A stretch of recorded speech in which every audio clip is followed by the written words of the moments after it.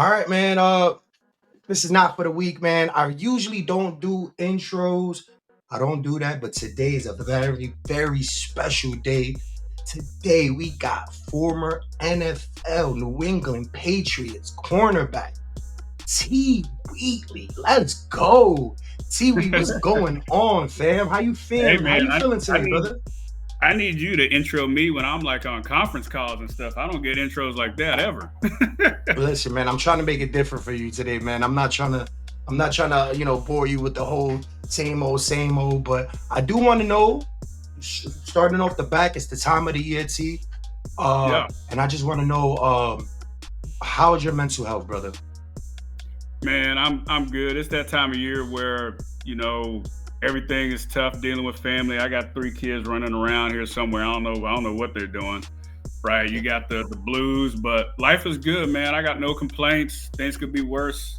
There's worse off people Yeah, than me. I'm sitting here getting to talk to you and man, talking sports, talking football, talk life, talk whatever. yeah, man. I appreciate that, brother. I appreciate that. I know, like, this is one question that you probably get from everybody. How was it playing on that New England Patriots team, man? That work ethic. It seems like we not getting that these days. How was it like that? Yeah, man. Let me tell you, what y'all see on TV, just magnifying that times like 1,000, right? And it's not Yeah, even just the team. It's not just it's the whole city's that way, right? And not even just the city. It's everywhere, right? No matter where you travel, like everybody has a mentality. So take Bill's personality and just have it follow you kind of throughout your life, right? No matter where you're going, when you're going to the grocery store, it doesn't matter. So it's intense, right? It's not, and I tell people all the time, I mean, playing in New England, I mean, you got to be a special breed, both physically and mentally, to deal with some of that stuff just because, I mean, we know Bill. We see how Bill is. I mean, what you see on TV with Bill, I mean, that's Bill regardless of the time of day. It could be 5 in the morning, it could be 5 at night. That's the Bill you're going to get. Saturday, Sunday, Monday, doesn't matter. So it takes a special person to deal with that and to thrive in that environment. But for me, I'm an old school cat, so I mean, I dig it, man. That's kind of how I operate my life now. right. You said Bill a couple times. Right now, I'm. How shocked are you that he's not on a team right now? I'm in a way I'm not shocked because, like I said, to be around somebody like Bill, and you see other coaches like Bill Parcells, right, as is another example, same name obviously, but when you have a coach that has such a strong personality, it takes a strong individual, both players and in the building, right? The organization has to be able to handle that. Right. Some Right. organizations you can look at them and just say point blank, like, no, that ain't gonna work. Right. That's not gonna that cohesion isn't gonna be it. So everybody keeps throwing out this whole thing with the Cowboys. And to be honest, I Mm, don't see how Bill and Jerry, because I used to work for the Cowboys for 6 years, I don't see how those two right. minds come together, right? You got type A and type A. That that don't work. Right. So Yeah. Bill's gonna have to wait for the right situation to where he can go in and he can control everything the way that he wants to. That's when he was the most successful, was he controlled everything from top to bottom. And if you didn't like it, hey bro, see you later, get out. And I didn't care who you were, right? Whether you were a player, Right. coach in the front office. But the special thing about that is it works. It may not work for everybody, but when it does work, you got to see the results. Right. Yeah, man. I'm shocked. I'm not gonna lie to you. I'm a Giant fan, so we'll take him. I have no problem Hey taking Bill Belichick on the Giants. We need him. man, We y'all need y'all take him. anybody right now over there. Y'all, Right, oh boy, exactly, y'all got man. some issues. I'm sick, man. Let me tell you, I'm sick. But the new Tom Brady right now, man, and the new Belichick, Mahomes and Reed, man. Which would it that's title town right now.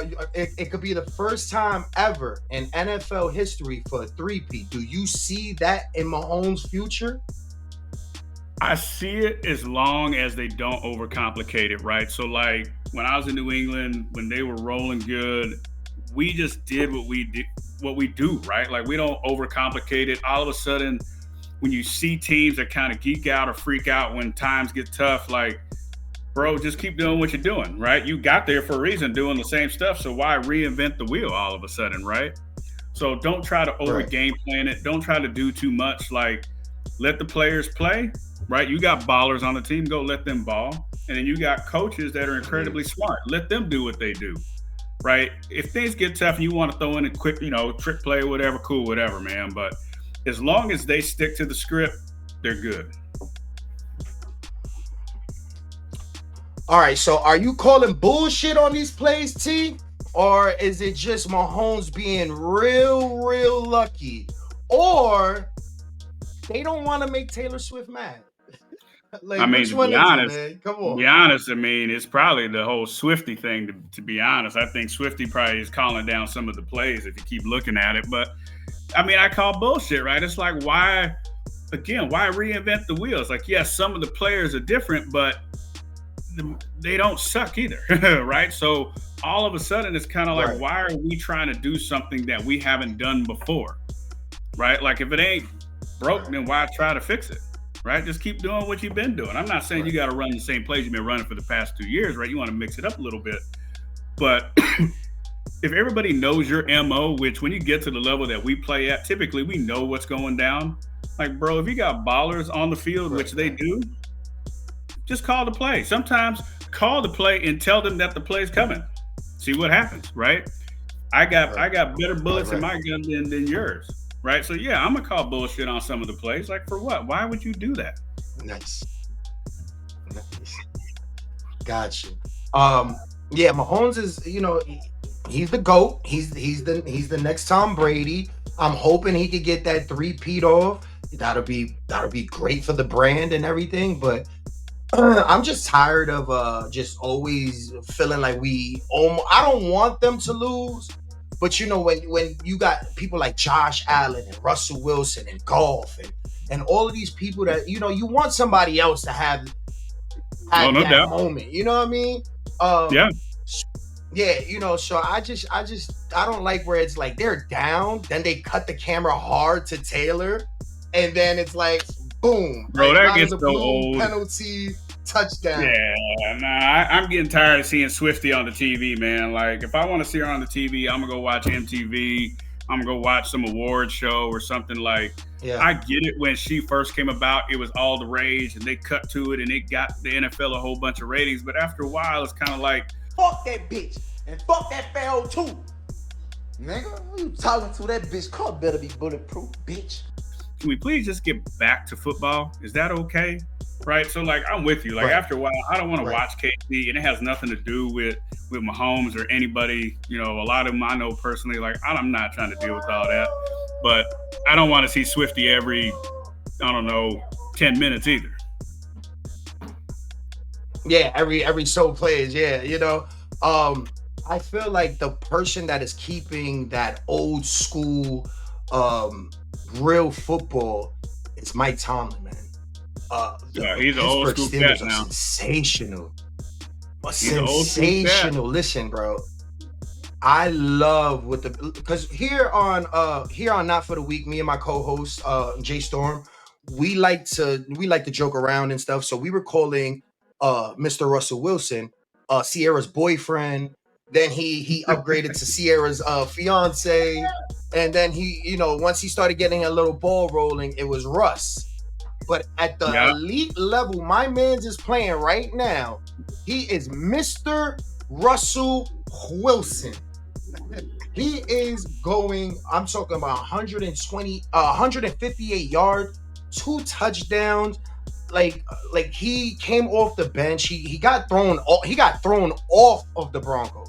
Like bullied yeah, out of basically. there. Yeah, Basically, right? But bullied out of the that's a good Broncos. example of how the organization gravitates. I wouldn't say gravitates to certain players, but they complement certain players. So, like, you look at what Russell was doing in Seattle, there was no way he was going to be able to replicate some of the things he was doing somewhere else, right? Pete allowed him to be who he is, right? That marriage worked. All of a sudden, you go to Denver, bro, that doesn't work anymore, right? So yeah, they're gonna kick him off and find somebody else that Right. fits their mold, fits their system. All of a sudden, people are looking at Russ like hey, bro, is it time to hang it up? Like, what's going on? Is your arm strength not as good? But then all of a sudden he transitions over to where he's at now, and it's like, nah, it's the same player. It's just a different environment that fits him, which is crazy because Pete Right. is entirely different than Mike. Mike's as old school as they come. I love watching Absolutely. his interviews. Mike will shoot you straight whether you like it or not. Absolutely. With the big eyeballs, just staring deep in your soul, man. I dig it, bro. Staring I like deep in your that. soul, letting you know what's the business. Yeah, I Yeah, mean, man. you Yeah, know it, man. definitely. Like, just the way he stands up for his players. Like, he's a no nonsense. Like, hey, if you do your job, I'm gonna do my job. I'm gonna protect you. Like, there's a reason why guys stay there for a long time, and there's a reason why a lot of guys are real loyal to him. And you can see it when he talks about his football team and talks about his players. But don't get it twisted though. If you do some nonsense out there, he'll let you know about it. But then he'll pick you back up if something goes Right. down to where it's not your fault too. And that's why he has a lot of respect, not just from players, but really from everybody in the NFL. I think that Mike is bringing the best out of Russell Wilson right now. We He's are holding we are Russ accountable. literally seeing.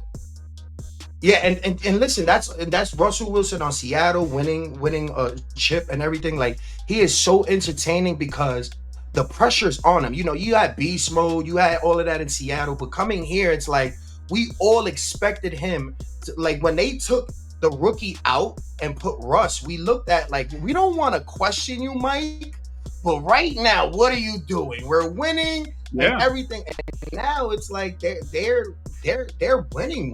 Like, so No, they shouts can out play, to right? them. But now, like I said in the beginning, I'm a Giants fan. And being a Giants fan, we're kicking ourselves in the ass for a lot of things. But one of the Yup. things that we're doing the most right now is Saquon Barkley. This is the biggest regret in the franchise history. We are the worst that we've ever been. But letting this 100%. person go and letting Saquon go and going to our rivals and him putting up numbers like I got the numbers right here. He's doing 20 attempts with 124 yards.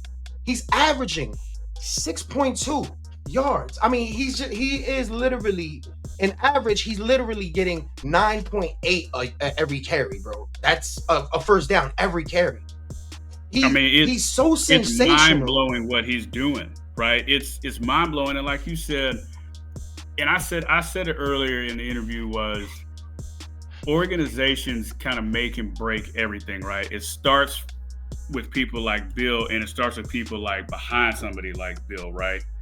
New England would have never let that Right. happen. And I can go down the list of organizations that be like, absolutely not. Like, the only reason you let him go is if you have somebody else that can fill the shoes, or you know you're going to go out and draft somebody else, or you know you're going to go out in free agency and find somebody else that's just as productive, which good luck with that, by the way, but yet cheaper, right? But not only do you let him go, but Right. you let him go to your rival.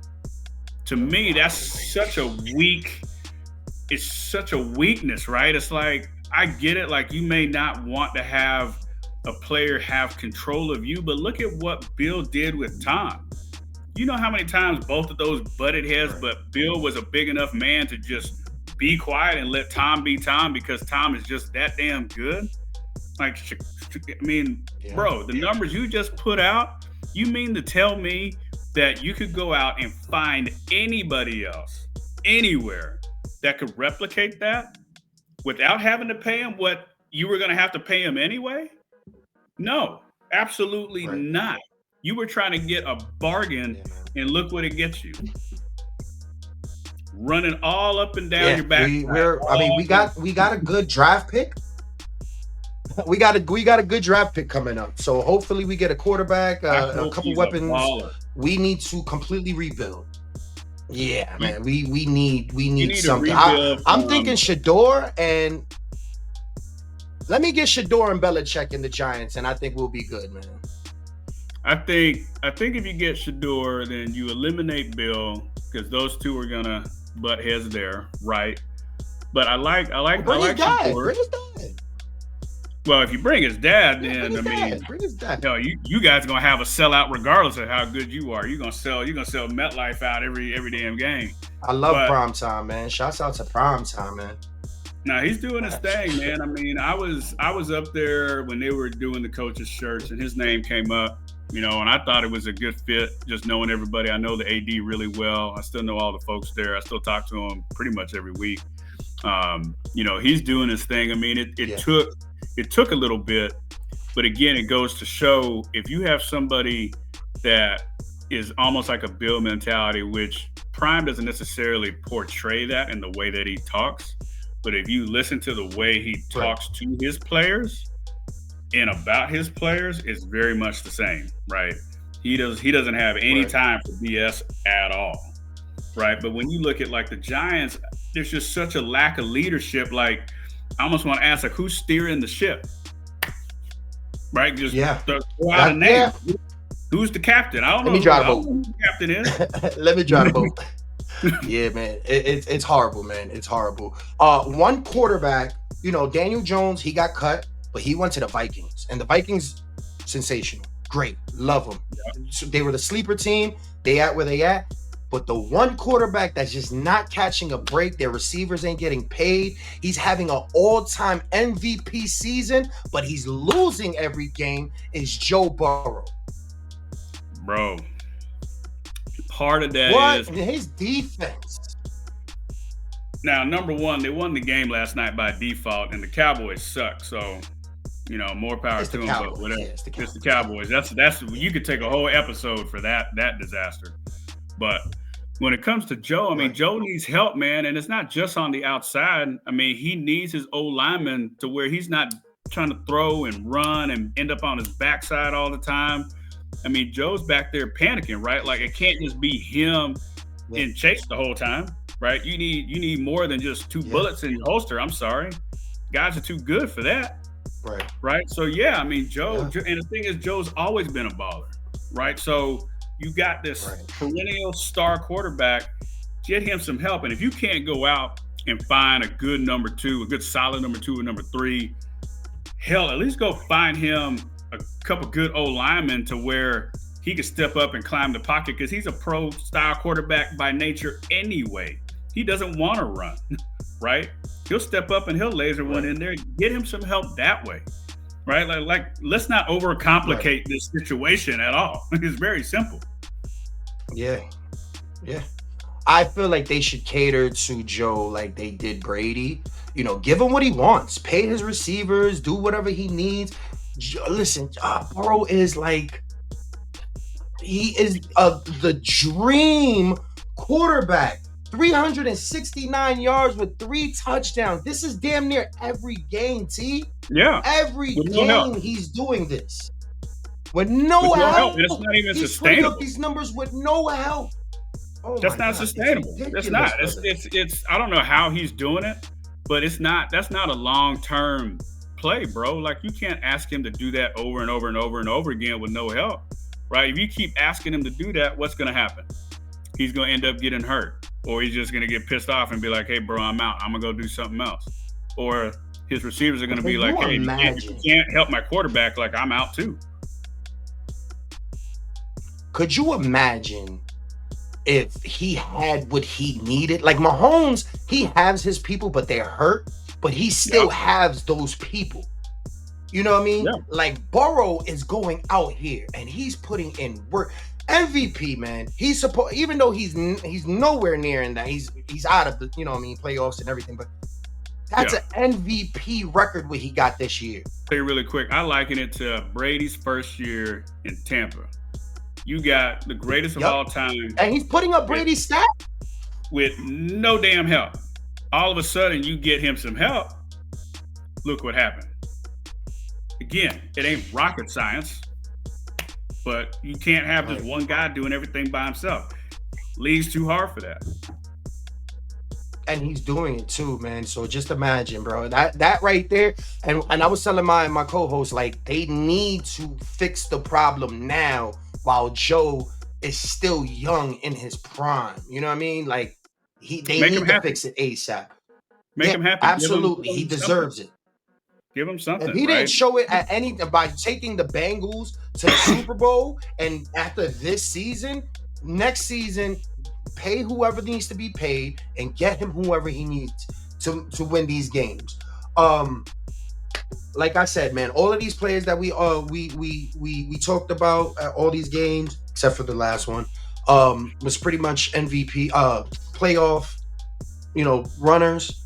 Who do you got for your MVP? Man, who's your MVP of the year?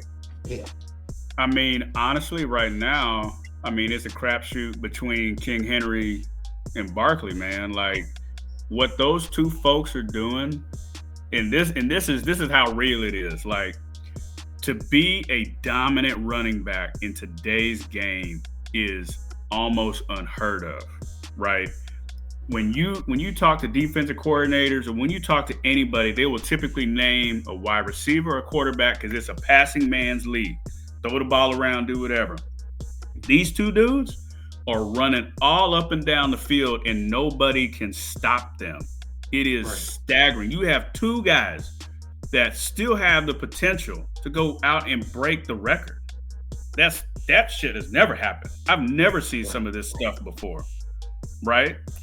And so for me, it's got to be one of them two. Like, yeah, I hear stuff about Lamar again, and you'll hear some stuff about Mahomes and what he's doing. You'll hear some stuff about Burrow because of his situation. He's playing at a high level, and the list goes on. But to be a truly dominant, like, bro, I walk into the meeting, and the first guy we're going to talk about is the running back. Bro, you can ball again. Like, we got a problem, right? Because there's nothing more demoralizing than having a running back damn near carry the ball for 6 to 7 yards every time he touches it. That's like unheard of numbers. I've actually never heard of it, ever. Right. I got to give it to Barkley, man. Do you know that the last time an MVP went to a non-quarterback was in 2012 to Adrian Peterson? That was the last time it went to a non-quarterback. So for it to go to either one of those guys, it's amazing. Like their story, everything, just the work that they're putting in, because both of them were written off. Yeah. Both of them were written off. And it's just amazing, the story. I'm just leaning more with Barkley because I have personal ties to him, and he's just that good. I like backwards because he's like a complete. I mean, now granted, King Henry is a complete back, but you look at what Barkley does, like just some of his plays, you just sit there and say, like, just wow, right? Like there ain't a whole lot coaching can do to stop that or fix that. Right. At least, I mean, King Henry, he's just going to run you over, right? He's basically a freight train running full speed. So if you're in the way, then good luck to you, homeboy. Get some ice and you'll be okay. Right. But what Barkley can do with both the quickness, the lateral cuts, he has the physicality to run through you. He's a ball catcher out the backfield. And he's doing it after literally the team that he was on, his rival said, you're not worthy of a contract. Not just any contract, but a contract that I'm basically showing you every game. Even if I'm not playing against you, I'm going to take it personal, and I'm going to show you every game, because you still watch the film, that you should have paid me. And oh, by the way, when I go against you, I'm going to give you a little something more on top of that. Right? Yes. It takes a special dude to have that type of mentality, and he does it every week.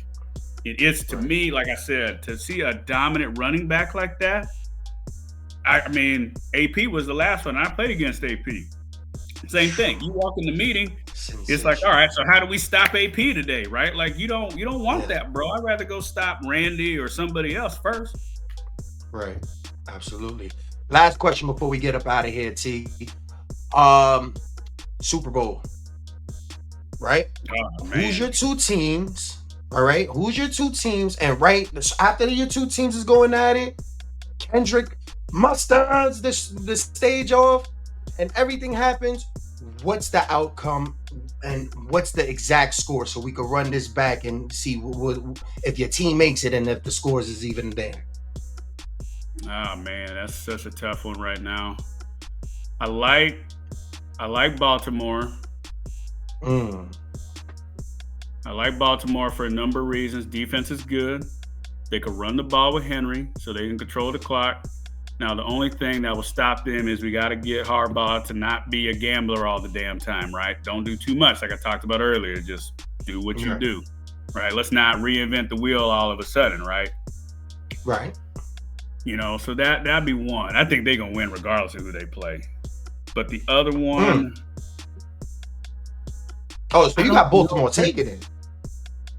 There's really nobody in the NFC that to me is that complete or dominant of a team yet, in my opinion. Now I may be wrong. You may have a different opinion.